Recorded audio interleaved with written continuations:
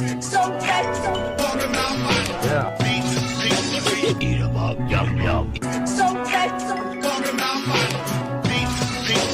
Eat 'em up, yum yum. Yo, fam, it's the science. It's your boy JC, the hip hop junkie, right here with another episode. That's right, Vinyl Beats and Eats. Guest today, got a female up in here. That's right, female DJ. Mad respect to female DJs, man. We'll get into that, but you know, we got to talk about the food. Everybody knows taco spot. El Poblano, aka Hooker Taco. And, you know, we won't go anywhere else. But we have our guest, and, you know, you got to hear it from her. So, let's get it. So, you know, tacos, get into it and let them know pretty much what you Should I take a bite first? Yes, no, take a bite. Yes, take a bite so this way they can taste it. And well, I've been eating it. Okay. This is my second taco, just so you know. Oh, yeah. So, yeah, fam. Nah, al pastor is bomb. Yeah? Okay. So, see? I'm telling you, fam, there's a reason why we won't go anywhere else, you know? If it ain't broke, why fix it? You know? They should pay you for that. Right? For that advertisement. Yeah, there you go. So, with that being said, allow me to introduce our guest today, DJ Queline. I had to put that in there. Where do am I supposed to look there? Right there? Oh, okay. So, yes. How you doing, lady? Thank you for good. Coming Thank through. You for inviting me. Oh, no doubt, no doubt. Yeah, man, just wanted to come out and hang with us, eat some food, and talk some shit, you know, some music shit, and about you and everything. So, man, the reason how I came across you was Instagram. I know. I was just asking you that. I'm like, yeah. I always get curious, where did you find me? And yo, you're doing shit. You're busy. Kinda. You're out there. I'm still underrated though, just so you know. Hey, but appreciate it. I know. Appreciate it. The people that see you will see you. Yeah. And, you know, I seen that you fucking with some heavyweights on some of the shit gigs you did with DJ Curse, Shortcut. Shout out to homie DJ Lito. He's a really good DJ too. Okay. I don't know if you know him, but never met him. But shout out to DJ Lito. Shout out to all DJs. He actually threw that event. Okay. So that's why. So yeah. But he's also a very good DJ. Mm-hmm. So shout out to that fool. Blaze it. Mm-hmm. That's all he says when he sees me. Mm-hmm. There we go. So. Yeah, man. I saw your Instagram, and man, I dig your, you know, what you're doing. Thank you. Music. I love how you just don't have a certain type of genre that you do. You're pretty much all over, from cumbias to funk to old school to hip hop. Freestyle, like I seen, like pretty much across the. That shit was dope. You know? I also randomly play goth shit once in a while. I seen that shit too. And yo, that shit's dope. You know, you being Latina, and being a DJ. When I was coming up, there wasn't very many female DJs, and I've said that in the past in other episodes because we've had other females on, and. I'd ask them the same question that I'm gonna ask you right now. You coming up and being a Latina DJ, did you have a lot of shit, like a lot of flack because you were a female? When I first started? Yeah. Yeah. See, because even now. Oh, really? And it's been 13 years. I've been DJing for 13 years. I started when I was 20 years old. I'm 33. Oh shit. See, that's the thing, because there wasn't very many female DJs when I was. When I first started at 20, there wasn't a lot. But now there's a lot of. There's dope. Like little collectives, and it's just like it's a big like. We're still the minority, but there's still like a lot more of us now. Right. You know, and man, dope DJs. Like, shout out to DJ Solus, DJ Wheezy, Silky D, and like as yourself. You guys are real fucking DJs. You guys. I always get like when someone says that. No, and you know, and then the reason why I'm saying that because we live in a day and age of technology. Yeah. And digital. Everything's digital. And social media too plays Right. a big role in like. So, and you spin vinyl. And there's not a lot of DJs that do spin vinyl. I mean, I actually started spinning vinyl. So I started in the backyard scene of like punk and ska shows. Okay. That's where I started. Word. Yeah. Okay, so you were spinning At like backyard shows, like ska and reggae and ska, reggae, rocksteady, punk. That was my first things that I was playing. Okay. And because I like my teenage years, I grew up going to all the like backyard ska and punk shows. Like that was my shit. So just being in the middle of that, I met a lot of musicians, and then musicians, like you kick it with them, and then they're like, so one of my homies was like, hey, you have really good music taste. You should try to be a DJ. But because he was a DJ already, and I would go to shows with him, and he would tell me, because his band would play too, so he would be doing both. He's like, in those 15 minutes that I have to go with my band or whatever, set up and do all that, I'll teach you how to use my shit, and like you can play whatever. And they started with like his little CD thing. So then, and we were at punk shows, I was playing like, and like ska shows, I was playing ska, reggae, like traditional shit, like Jamaican ska and reggae. Right. And like rock en español and stuff. But so then yeah, that's how it all started. Like my homie just started letting me help him, and then I just kind of got addicted to the feeling of playing music for like a big room, and or like a room of people. Right. And then from there I was like, you know what, in 2012, so I started doing that around 2011 with him, and just like, you know, kind of for fun. And then in 2012 I was like, damn dude, I actually do really want to try this. Like I'll just teach myself and I'll ask him for help, whatever. Right. So then in like January of 2012, I literally went to like a Best Buy or something, and I got the cheapest turntables I could find and the cheap mixer, and I was spinning like vinyl and CDs at the same time and shit, and like, oh, word. Yeah. Cool. So, and at ska shows and stuff. so you're self-taught then, basically. Yeah, so to an extent. So I taught myself how to DJ and everything, and like, you know, obviously like I didn't really know how to beat match, things like that, but I've been told like I have an ear for it, and I always felt like I had an ear for it too. You do. Oh yeah, she got an ear. So then I was like, oh shit, you know, things were going good, and then maybe like 4 years into DJing, I was like playing a lot of like reggae, rocksteady, ska. Like I was like deep in that shit because everyone would hit me up for that, Right. And like punk and stuff. And then I was like, damn, I want to start playing my other shit out. So then I just started playing other shit out. Like I started like bringing out my hip hop and like okay, yeah. So that's where hip hop and funk and everything. yeah, because I was in. already collecting it kind of just like for myself, and I didn't really get too many chances to play it out because all the shows I was playing were like gigs, like Right. with bands and shit. So that's when I linked up with more DJs, and then they invite you to shit, and like. So you were like playing in between their sets. Yeah, beginning, in between, and after. Oh, okay. Yeah. So you were like that entertainment while they were setting up. Yeah, that's kind of where I started, you know. That's fucking dope, man. You know, it's crazy that you say that, and because most DJs start off hip hop, funk, or something like that, and you were like the opposite, and then work your way into it. Yeah, that's fucking dope. That's dope. So. I was like really a punk kid when I was growing up. Really I was a rockera. You really do have an ear for it, then. I hope so. I mean, because to be spinning like rock, punk, and ska and stuff like that. I was heavy on reggae too for like the first like 4 or 5 years I was DJing. Okay. Like heavy on like dub. Oh, okay. Like roots reggae. Like my favorite era is that like 80s era where it was more like kind of like they were rapping.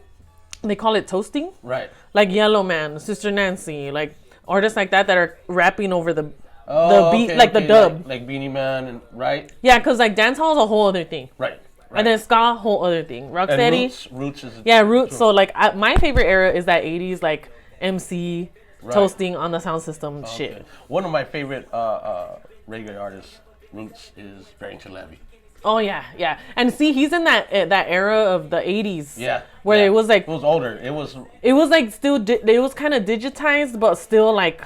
I don't know. They just got down. Mm-hmm. Like Barrington Levy, Gregory Isaacs, all those type... Like that era of like, let's say like early 80s... Basically like late 70s to like all through the 80s. Is that sound. There's a particular like studio called... Channel 1 that they produce some of the dopest shit that like the shit that I like. Right. So yeah, shout out to that. You were so being heavy into that.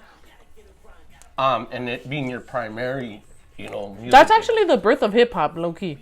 What? Oh, reggae. It's toasting, like particularly like MCs. Oh yeah, DJ. And because Kool Herc was Jamaican, and then he went to fucking New York, and that style and he was turned into hip hop. He was spinning reggae too back then, and having them like rap. And it was crazy because, like you're saying, the birth of it, the DJ was the front man, and the MC was just a hype man. Yeah, and then it turned like, yes, y'all, and you don't stop. We talk about that, like how it evolved, and that was the whole reason for the show too, Vinyl Beats and Eats, is that we wanted to pretty much focus on DJs and producers only, because one thing we feel that you guys need your flowers.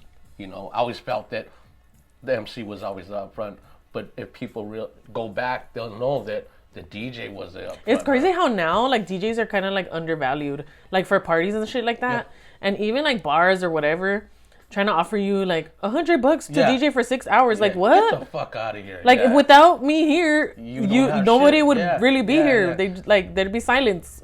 No, that's funny. I had a guest on, and we were talking about that. We were talking about how it's. Although I'm not in it to like make a bunch of money either. Like I know how it is. Why not? You're the one, like you just said. If it wasn't for you, they wouldn't be. I guess as a DJ, that's not my like primary goal. Like I have to get paid all of this, or you can't fucking. Like I'm very lenient, but I'm also to the point now where I'm like, yeah, I'm not about to waste my time for somebody to like give me fucking 2 drink tickets and $50. Like it's not gonna happen. Unless you're the homie that like I've known since I was 10. Like then nah, I'm good. We got some type of connection or something. Yeah. So you being Latina, growing up in your household, are you the oldest, youngest? I'm the youngest. Okay, so I only have an older brother though. Okay, so music that was playing in your house, your mom and dad were playing Spanish, right? Music? So my mom was a single mom. Okay. I had like a deadbeat stepdad. Like he was like whack. Like he never really was. He was just some fool in my house. Dad, you making us look bad, man. He was basically some fool in my house. No. Okay. But my mom, I remember growing up, she played a lot of like 80s shit. Okay. Like Prince. Like I remember watching Purple Rain with her and thinking, like, on those parts, I was like, yeah, you can't look. I'm all little, like, what the fuck? Oh, yeah. Purple Rain, Apollonia. I fucking love Purple Rain. Yeah, Apollonia's fine. Okay. See, there you go. There you go. So, and your brother?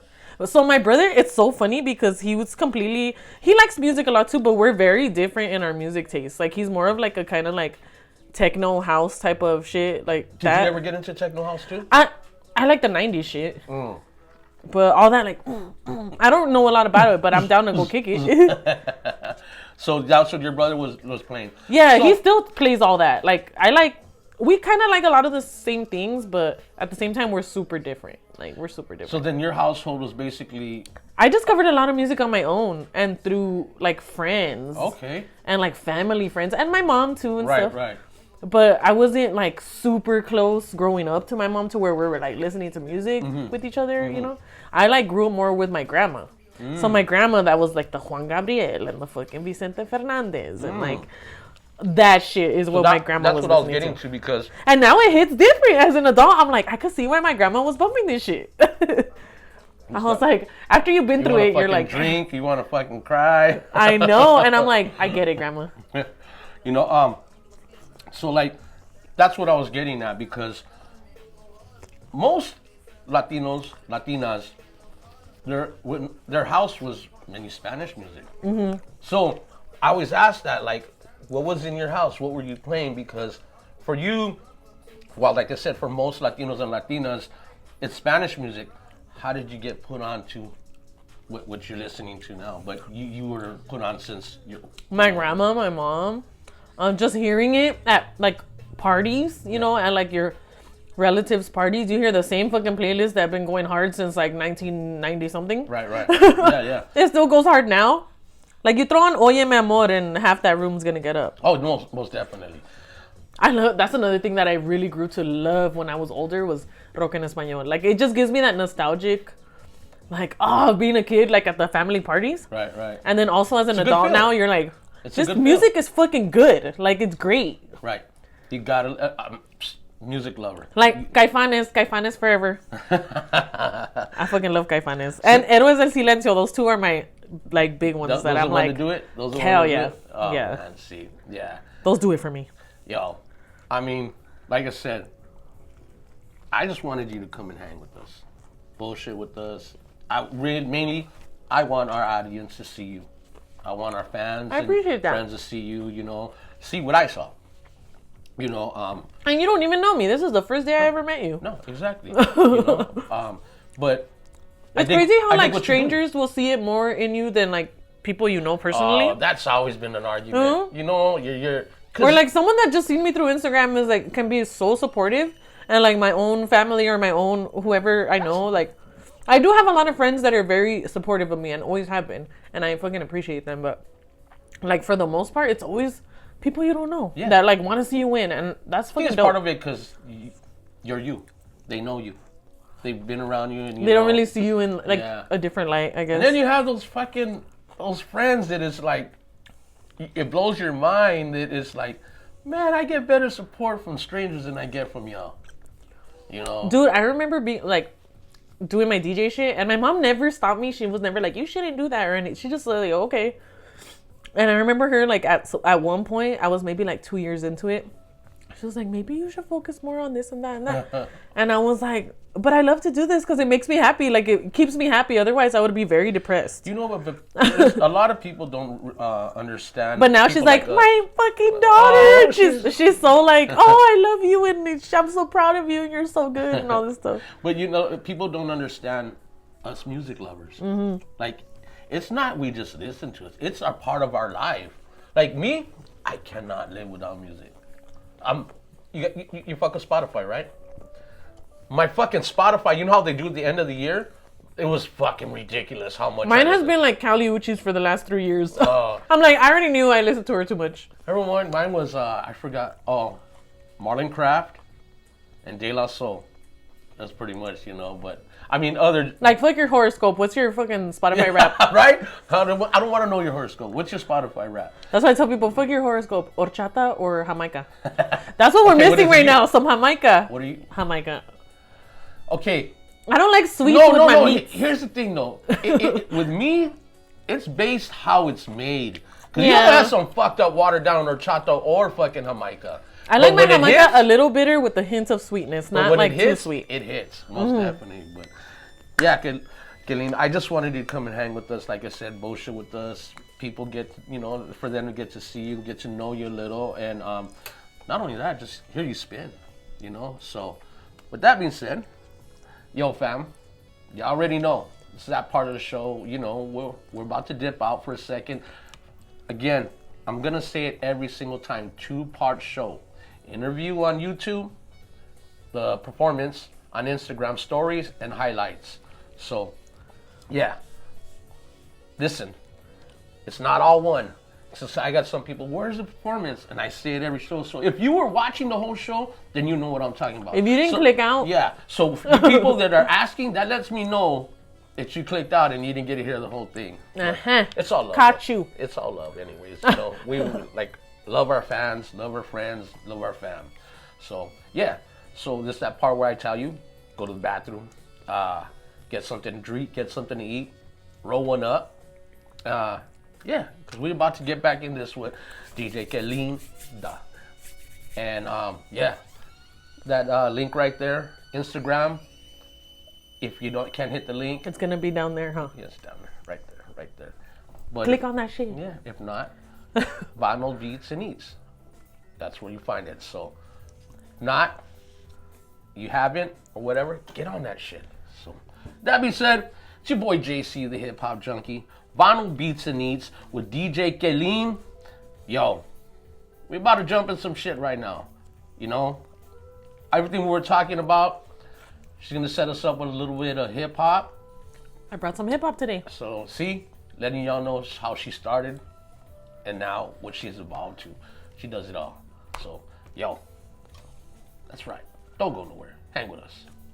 One love. Yeah.